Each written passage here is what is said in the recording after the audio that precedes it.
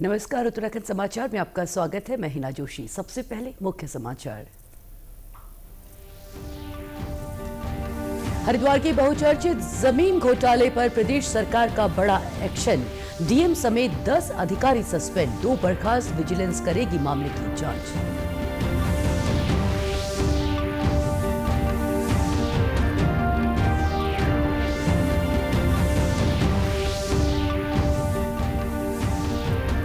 अब अधिक सुगम और सुरक्षित होगी हेमकुंड साहिब यात्रा। मुख्यमंत्री ने हेमकुंड साहिब और घांगरिया मार्ग पर सुविधाओं के विकास के लिए 99.41 लाख की धनराशि की मंजूरी।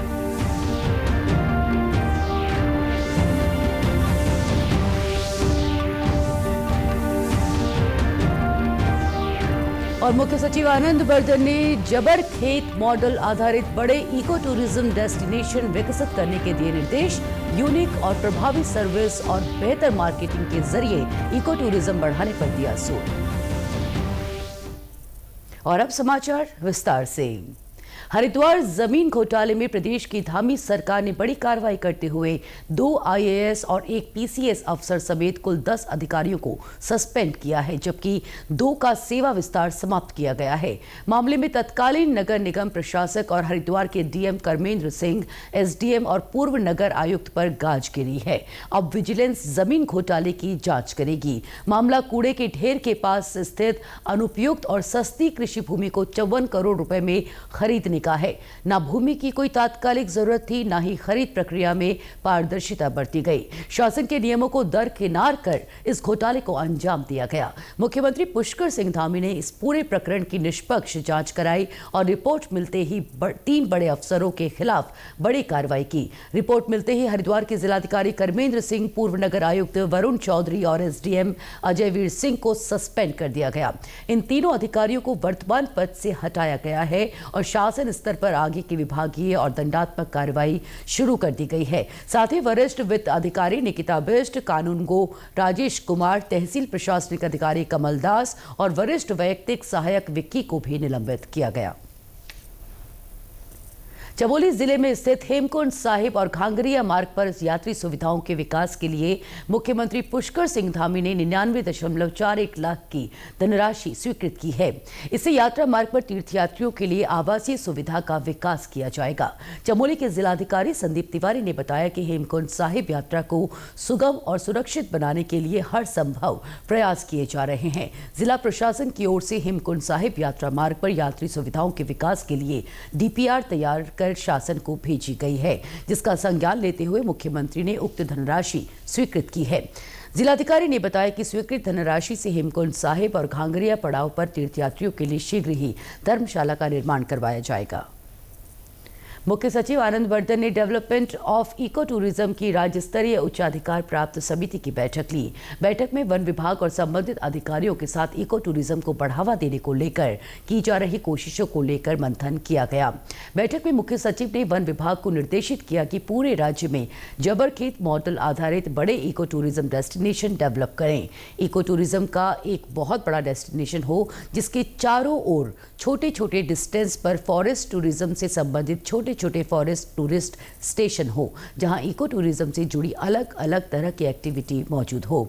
इसको एक पूरे पैकेज की तरह विकसित किया जाए। इस बात का भी होमवर्क करें कि इसका बेहतर संचालन कैसे मुमकिन हो।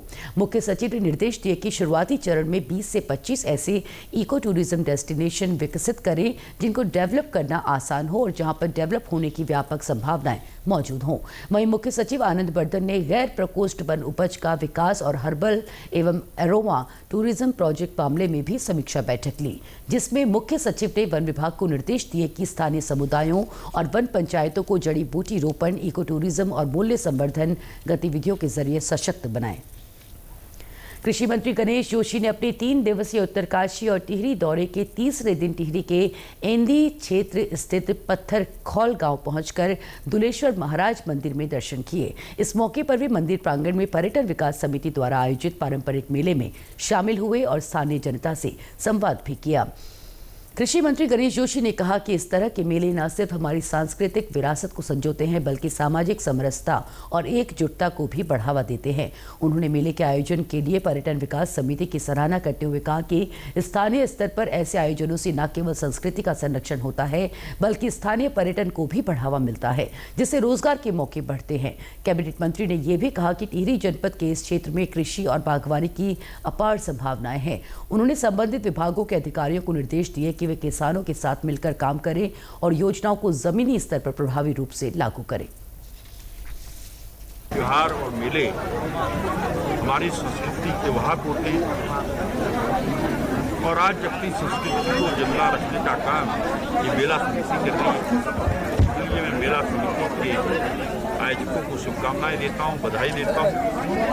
और जैसा कि मुझे बताया गया कि टिहरी और उत्तरकाशी का जंक्शन है, मैंने अपने सारे प्रशासनिक और विभागीय अधिकारियों को मैं यहाँ पर लेकर आया हूँ और जो यहाँ के लोगों ने एक मांग की है, हम इस क्षेत्र को एग्रीकल्चर के रूप में और टूरिज्म के रूप में विकसित करेंगे, क्योंकि हमारी ये हॉर्टिकल्चर और एग्रीकल्चर की बहुत सुंदर बेल्ट है, यहाँ पर बहुत संभावनाएं हैं।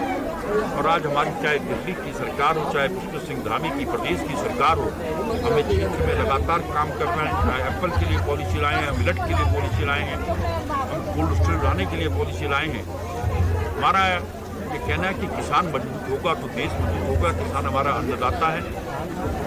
तो शीघ्र ही यहाँ पर इनकी जनभावनाओं के अनुरूप हम सरकार की कोई योजना यहाँ पर लाएंगे ताकि इसका लाभ यहाँ की जनता को। देहरादून जिलाधिकारी सविन बंसल ने कलेक्ट्रेट में जन सुनवाई की। इसमें 85 शिकायतें प्राप्त हुई। अधिकांश शिकायतें भूमि से संबंधित थी।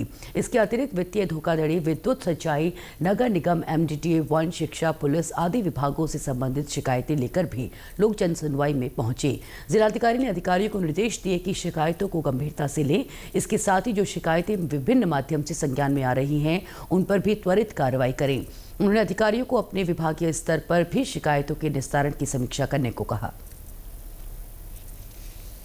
देखिए, आज स्पेक्ट्रम ऑफ विषय सामने आए हैं, लगभग 85, और उसमें कुछ शिकायतें होती हैं, कुछ पर्सनल डिस्प्यूट्स होते हैं, कुछ सोशल सर्विसेज एक्सेस को लेकर ग्रीवेंसेस होते हैं, और कुछ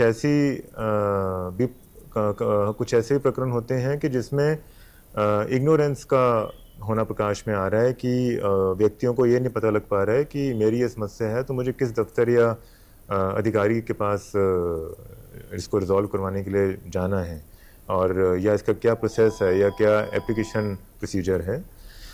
तो यहाँ पर सभी अधिकारी उपस्थित होते हैं। तो लगभग हमारी 40% नेचर ऑफ जो प्रकरण है वो ऐसे होते हैं कि जिनको इमीडिएटली एड्रेस किया जा सकता है और जो करवाया जाता है। यहाँ पर जहाँ पर कुछ समय मांगते हैं अधिकारी तो उनसे लिखित रूप में एप्लीकेशन पर ही एप्लीकेंट के सामने लिखवाया जाता है कि इस तिथि तक उनका समाधान कर दिया जाएगा, सो डैट कि जब अगली बार वो एप्लीकेंट यहाँ पर आए तो दे कुड शो कि यहाँ पर अधिकारी ने कमिट किया था और अभी तक हमारा समाधान नहीं हुआ है, तो एक अकाउंटेबिलिटी हमारा उससे बढ़ता है। नैनीताल की भवाली बाजार में देर रात दुकान में शॉर्ट सर्किट से 5 दुकानें और मकान जलकर राख हो गए। आनन फानन में स्थानीय लोगों ने शटर खोलकर आग बुझाने की कोशिश की। अग्निशमन और पुलिस को भी आग लगने की सूचना दी गई, हालांकि तब तक आग ने रौद्र रूप ले लिया था।